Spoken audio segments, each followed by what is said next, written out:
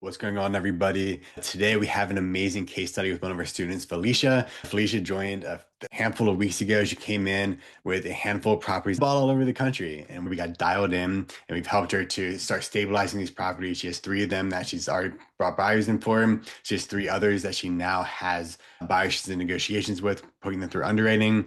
And so we've really worked with her to get her property stabilized, to get really focused with a plan that is a little bit more set and focused so that she can grow this within a few select markets. Felicia's been an amazing student and she's just been an amazing contributing piece to our community. So as you watch this, Felicia is just an awesome person, as you can see in this video. But she's also just a good feel of the type of people that we have in Rap Academy that we work with.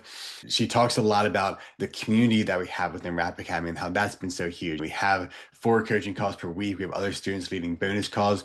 We just had one of our students come on and break down his entire business of how he's done 20 slow flips in the past few months, which is crazy. And he broke down exactly how he's doing it. He structured it, and he brought a deal to our students that one of our other students is buying immediately. And so it's just really cool, the ecosystem that is forming. So check this out. Felicia will drop some nuggets about what has been valuable for her and what she's learned along the way.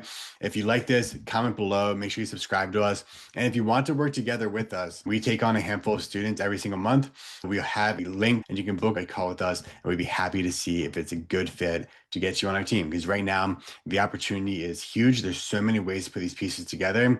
I'll say it 1,000 times. This is the greatest blue ocean in single family real estate. Now is the time. If you wait for too long, you miss the boat of these opportunities. Keep taking action and get some deals going. Happy to work with you guys. Book a link with me below if you want to. And this would be like having me in your back pocket. I'll greenlight your deals. We'll work together. I'll make sure you get some good results. Without further ado, enjoy this interview with Felicia. Hey, Felicia. How you doing? I'm good. How are you? Good. And you staying busy? You know what? I am. The answer is yes. I'm excited to get all these properties off my plate so I can focus on new stuff. I realize I get bored easily. So I need to, which is a good thing because it's motivating to find properties that'll move faster so that I don't get bored or that don't stay vacant such that a groundhog or a hedgehog or some other rodent can move in and have to have a pest inspector go inside. Thinking about all of the wily learnings, a couple things. One, don't buy random stuff overpriced from wholesalers in umpteen markets. Two, know who you're going to sell this stuff to before you buy it. Three, make sure that you don't fall prey to title companies and attorneys that want you to look at stuff 5 minutes after the closing was supposed to start. But I say that to say yes. I'm actually going out to Muncie, Indiana today. That's one of the markets. It's a little slightly smaller than the 100,000 or so people that I know that we're thinking about, but I'm actually looking at it. It actually has a mix of some interesting slow flips and potential sub twos. So I'm going Nice. out there to meet property managers and real estate investors out there because I think that I'm keen on finding that market that I actually want some places slightly close. Muncie is about 3 hours away from me, but that I can build kind of a portfolio. That's amazing. It's exciting. Yeah, I'm excited. I have to say, I am so impressed with the community that you've built. Folks are beyond helpful and come from such a variety of different backgrounds. But the biggest thing is, and using Scott as an example, of people who are really keen to share what it is that they're doing. One, because they're proud, and two, because they're doing stuff. So it's great to be around people who are actually doing things so that we can learn from it, but also just to get motivated. Again, I'll use myself as an example where I have these little problem children that I'm learning from, but I have to continue to remind myself, hey, Felicia, make those 20 Zillow calls to build a pipeline because you never know what's going to come down the pike. So it's good to be amongst other people so that you don't feel like you're in your own little silo by yourself doing it around other people who, who are like-minded, where different market, maybe a slightly different strategy, but we're all just trying to sip a cocktail in Tahiti one day. Yeah, amazing. This is a really good segue. I'm also really grateful for the value that people within our community bring to one another. Yeah, tell us a little bit about where you were when you started, why Raps, why the exit strategy, and how you ended up with our community. I'm from Chicago. I've lived all over. I've had a real estate license for I don't even know how long and did commercial real estate finance for quite some time. So appraisals and things like that for commercial properties. And did the regular work with investors during the previous downturns on the residential side, but was always too scared. I actually thought the only thing I could do was flip. And I don't know anything about construction and I don't like projects. And by that, I mean toilets, rodents, tenants. I don't like details. And I had to realize that details stress me, particularly if I don't know how to solve them. Coming from a background of consulting and finance, I realized I do like numbers and spreadsheets and I like money. I became cognizant of lease options and seller finance and subject to, and I had a variety of other businesses that I had. So once I wound those down and gave myself time to really focus on trying to build a portfolio of passive income, because again, kind of going back to I like money, I don't like, I don't say I don't like work, but I like money and I like to figure out a way to be efficient with my time. I realized I wanted to give myself an opportunity to build a passive portfolio. So I gave myself for 2020 or 2026 a goal of building a portfolio of 20 properties that would net me $10,000 in passive income. And the reason that I had that goal was it would allow me to live comfortably, but then I could focus on some of the bigger and kind of the bigger swings that I might want to do. I wound down some businesses, reached out. I'm a part of Pace Morby's organization, which has been immensely helpful. And then also part of Titanium University, which is wholesalers, which has proven very helpful because I don't like cold calling and I don't like reaching out to sellers, even though, to be honest, I'm actually a pretty good closer. But it's the process of dealing with all the stuff you have to go through to get to the close is the part that I don't want to deal with. The reason I mention that is that it proved to be a great universe of people with which I could find deals from wholesalers. So I bought 9 properties across the country from wholesalers who are all great people. So no, I don't feel like I was scammed or hustled or anything. But I will say that I was very anxious and bought properties with not enough of a discount. So none of them were over market and all of them underwrite so that they're going to cash flow long-term rental. But I was not as prudent when I looked at equity values. So I did not get as deep of a discount as I probably should have to be able to help me on my exit strategy. And that's one of the things that I've learned. But I say that to say I bought 9 properties subject to with the intent of wrapping them. And then because the algorithms are algorithming, your really great posts came up for your master classes, your 1 or 2 hour overviews of Rep Academy. And I like data, I like communities, but I also like places where you're going to give me a blueprint that hopefully I'm not going to remix too much. I'm trying to learn how to just follow the recipe and not add my own sazon. But also, I like being a part of entities where they're going to give me practical, not only suggestions, but resources. Watched one of your rap academies and then joined and immediately, I think, was on a Zoom and talked about these problem children, but then did the videos. And one of the key things you talk about in terms of on the dispo side for finding buyers is to find the key agents, whether they're actual realtors or people who are in the local communities who are doing rent to own seller financing, literally to tag along to see if they're willing to take on other third party properties. And that helped me, and just that process alone helped me move 3 of the properties. One property I had in Florida that I was really concerned about because I bought it in Orlando and then I went down to go see it. Because another thing that I didn't do is I didn't see any of the properties before I bought them. We're going to learn. So when I went down to Florida, I'm like, oh, it totally move-in ready, really nice. A realtor owned it, nicely cleaned out. The only thing I had to do was like wipe some water off the floor. Only problem is that when you fly, yeah, I flew in, had the rent a car driving past like 8,000 new construction properties where the price is going to be less than what I'm selling it for. So I say all that to say that found a key agent who ultimately we just closed on that one last Friday. And I'm using Ziggy to help me to execute servicing. So I say all this just to say that joining the Rap Academy, not only the community's been helpful, but they're very pragmatic, like, yo, these are the ways that we find buyers or people who can help us find buyers. And using that key agent strategy was definitely something that was immensely helpful in helping me move these 3 of the 9. I have 3 others under contract where we're currently underwriting the buyers. So I'm hoping to close with your 30-year lease option actually in the next week or so. One of the things that gives me angst is not, I'll be honest, I'm arrogant. So I'm smart enough to know what I know. And so can I figure things out? Yes.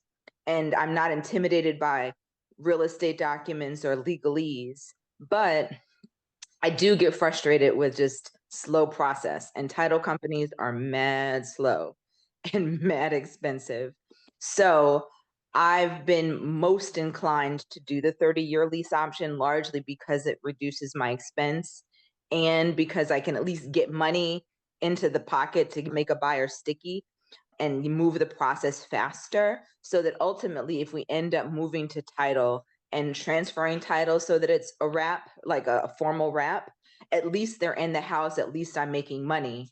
And then I don't have to kind of be beholden to the timing of a title company to close because I found that I had lost some potential buyers because that process had taken quite some time. So I say all that just to say that out of the 9, 3 are gone, 3 are in process. Hopefully, we'll close in the next week or 2, and then Imma just have to walk around with a sandwich board for these other 3, but we'll figure it out. But in the meantime, going back to just your approach to Rep Academy, just your philosophy behind finding a market or 2, I'm excited about the analysis that I've done so far in terms of finding places that I think, 1, there's actual demand, hence going out to some particular markets to meet people so that I don't make the mistake of buying things without having someone physically put eyes on it, having a key team there, but also in marketplaces that where eviction laws and foreclosure laws are a little more forthcoming for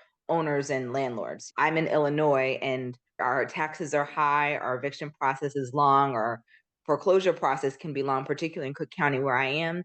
So I have boots on the ground here, given the long time that I've been in real estate, but it's not a place that I actively want to invest because of a number of those other challenges and build scale. So hence, like I said, it's been kind of cool to take a fresh look at markets and evaluate properties based off of what I've learned and some of the mistakes I've made.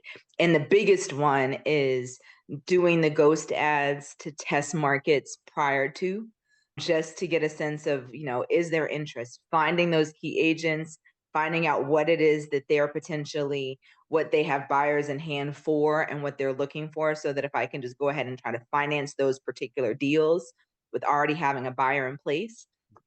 And then third, thinking about it in terms of when I'm looking to dispo, less so much on the property acquisition side, but thinking about dispo in terms of lease option and then maybe moving someone over to a rep, if only just to make the process a lot more seamless and faster so that I can get cash first and then figure stuff out later. Nice, I love it. One of the coolest things about I think you, Felicia, is you rolled in, you had these properties, you're like, we took action, now we need I'll do solutions. it. You kind of dove into all the stuff that we figured out. 'Cause, like every time we've tried pretty much all the things that you probably think to try, and you've really just like tapped in and done it. I'll be honest, I forget where it was when you all were like, I think you said you put the ads on the receipt paper or something like that. I feel like you guys were quite exhaustive in marketing. And that's the kind of hustle and grind I love. But also, it's like, okay, cool. You all tried that, didn't work. I don't need to Mhm. do it. I don't need to. My superpower is let me just find great people who are doing things and rinse and repeat. So, but also to be honest, and this kind of goes back to the strength of the community that you've built is I'm a person of abundance. So if there's a way that I can be helpful, I want to be helpful. And that's the way that you are. And that's the way that so many other folks are. It's like, it doesn't cost us anything to share a resource. It doesn't cost anything. If there's a deal that doesn't work for me, it doesn't mean it doesn't work for someone else. Let me just share it. And that's the kind of thing where I think when people are aligned in terms of morals and ethics, but more importantly, how it is we're choosing to do business, it makes it a lot easier to work with other people. Thinking about some of the other communities that I've been a part of, I'm not a wholesaler, but to be that go to sub to creative finance person in the wholesale group has brought me all sorts of deals. And literally, it's just because I'm going to take the time to walk them through my Mhm. spreadsheet, your spreadsheet to underwrite something so that a wholesaler can understand, hey, there might be a property where it's not great for a fix and flipper, but it might work for someone like me. Here are the couple questions you can ask. It's not going to take you a long time, and then just pass it on up. 98% of the time, there's no deal there. But for those 2 times, if there is, they make some money, I make some money, and we kind of keep it moving. Now, one of the things I'm learning is that they're bringing me stuff all over, and I got to stay focused on them. It's the, again, opening my mind to the notion of let me just wholesale it to someone else who's in another market who's doing it. It literally is, if there's a good deal, let's just find it its right home. Most Yeah. of them are not going to be for me, but if other people, once I clarify my buy box, and like I said, I've yet to clarify, but once I clarify my buy box, I'm going to proselytize that stuff to the universe. But hopefully, as other deals come around, whether I participate as a lender or wholesale it off, it's just become, I think, ultimately, it's how can I become better at discerning a deal and how to monetize it. Like I said, whether it's something I do myself or work as a lender or wholesale it, literally just how can I be more streamlined and efficient at recognizing a deal and getting it executed in a way that doesn't cause me stress and strain. When I was on the phone with the pest people yesterday and they're telling me about the hedgehog and they want to send me pictures, I'm like, I don't need to see it. I just need to get someone in this house so that the hedgehog is not paying the mortgage and the hedgehog doesn't feel like it can just move in. That's what I need to do. I can't hold properties this long such that a hedgehog has made a pied a terre. I love it.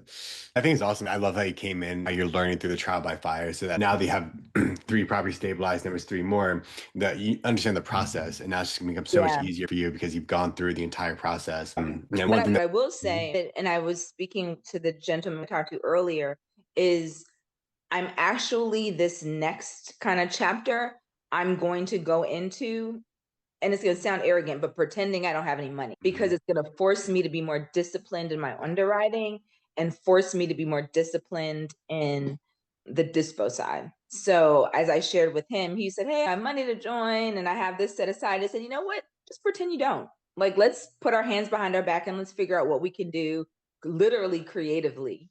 And I feel like if the numbers work, not with nominal cash, but if I have to figure out if barter, like sometimes having too many resources, I find might be debilitating because I can do bad deals, or I will think that money can solve a deal or solve a problem in a way that it, and I'll use as an example, like I said, the one in Florida, once we're up and running and he's paying the money, I built enough spread in the cash flow and enough equity over the back end. It's going to be a solid single or double. This is not a home run. But this is a property where I didn't have to do any rehab. It was move-in ready, but I did have two agents. I had two commissions that I paid for. So a lot of the upfront down payment that he paid went towards closing costs plus the cost to create a trust, XYZ. So I say that to say that in having money, I spent money. If I don't have money to spend, I can't spend it. And so I feel like that's one of those things where sometimes people are, oh, I don't have any money. Sometimes that might be a good thing. I feel like it forces you to have to be creative and really learn, what does the buyer want to buy, so that we're maniacally focused on that. And what are all the costs? Full stop.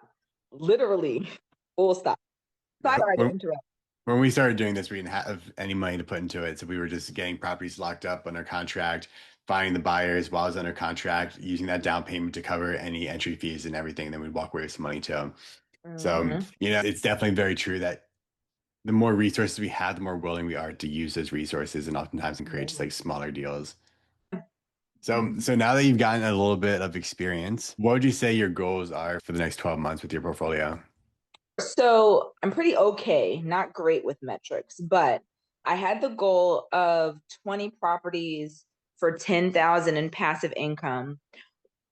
Like I said, there's 6 that are closer to being finished than not. So I can't be without having the other 3.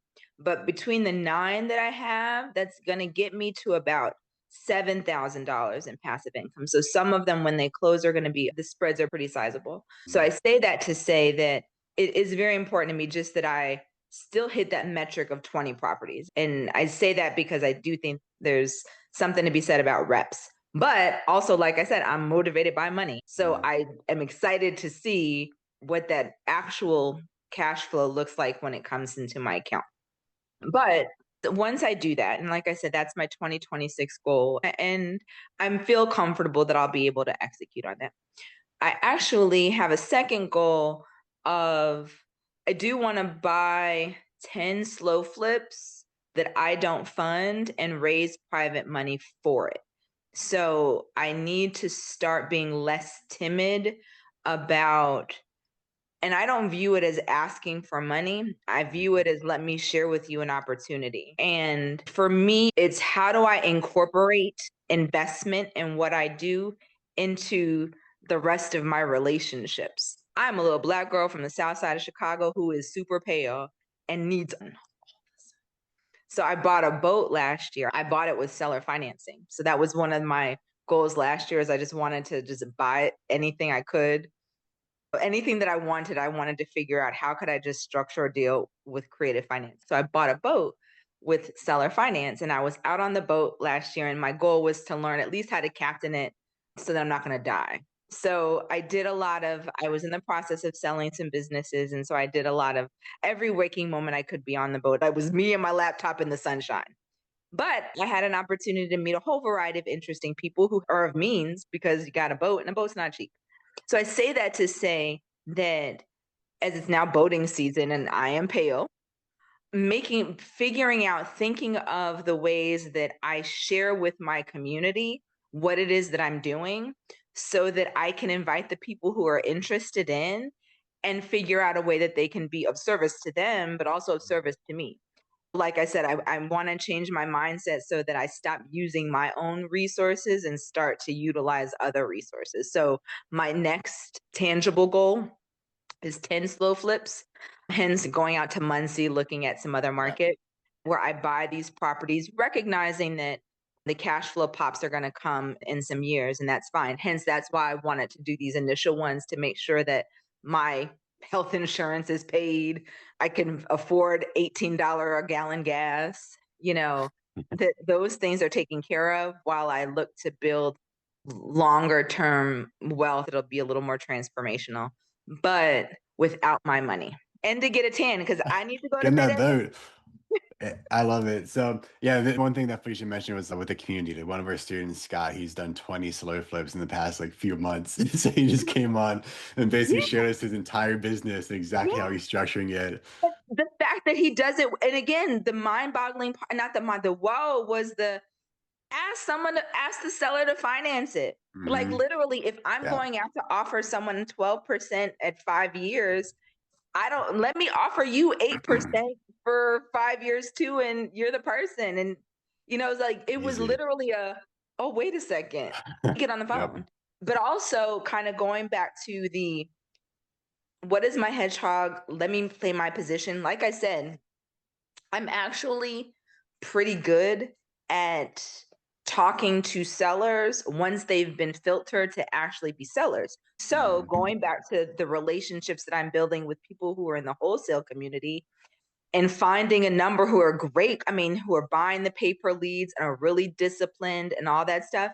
It's like, hey, wait a second. Let me throw you a whole bunch of leads for people who might ultimately be interested in what I can offer. I'll be honest, I don't want to be on the phone all day, but Mhm. that's what they love doing and they're really good at it. So if I can throw you a bunch of leads and you give me the ones that you filtered to the top that are actually ready for me to close on them, and I pay you, you didn't pay for the lead and you're getting some compensation and I get someone where using Scott's method where I can go ahead and seller finance a slow flip.